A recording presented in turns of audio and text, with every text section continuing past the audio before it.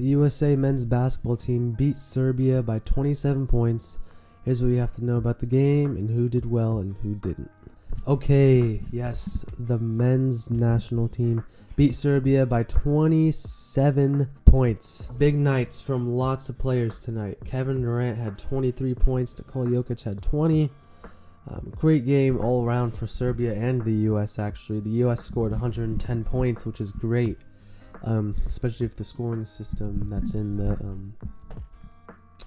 the Olympics.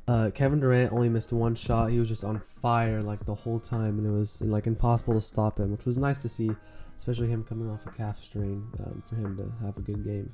And that's encouraging for the Olympics moving forward, that we have a guy off the bench that's going to be a great level of threat. He reminds me of like Malik Monk playing out there, just a big, lots of energy off the bench. So yeah, so KD had 23, 4 rebounds, and just an overall great night. He's missed one mid-range, 5 for 5 from 3. Just did a great job.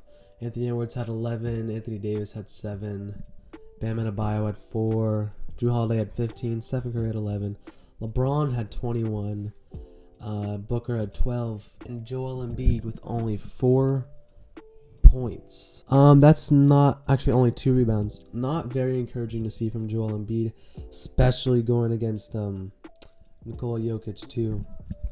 He's a rival, and just how he's been playing in this Olympics hasn't been very encouraging. He was 2 for 5, 0 for 1 from 3, 0 for 3 from the free throw, and only 4 points and two turnovers and only 2 boards. Not great for Joel Embiid. I think that's why they subbed him out early. He only played 11 minutes. We got Bam Adebayo and Anthony Davis in the mix a lot, which they did all right. Anthony Davis got 8 rebounds, which was huge for us on the U.S. But yeah, Joel, I'm interested to see what the starting 5 will look like next game, if they'll run it back with the same one, or if they'll add Embiid in there somewhere, or start Anthony Davis or Bam.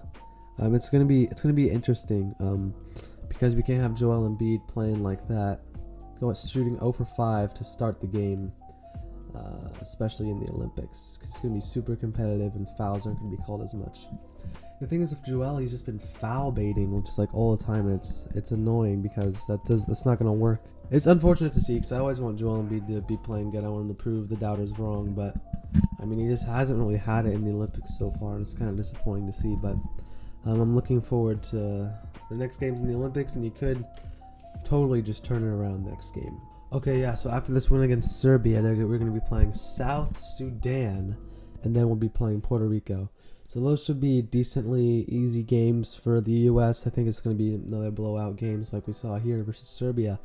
Serbia and France were the ones that they really had to worry about because they both have just that chemistry, and they have, I think, the most NBA players and are more put together.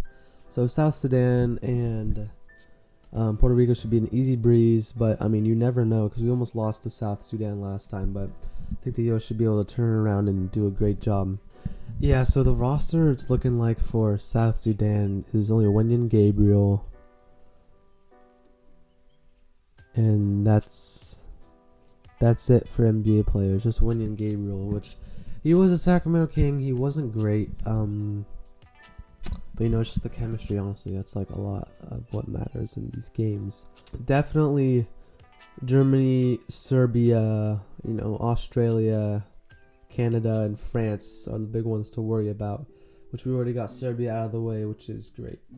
And to see that in a 30-point blowout, I think is very encouraging for this team, and I'm excited to see what they have going forward. But next, what I want to talk about is Jason Tatum and Tyrese Haliburton not getting minutes, because I think they are both way too good to not be getting into the game.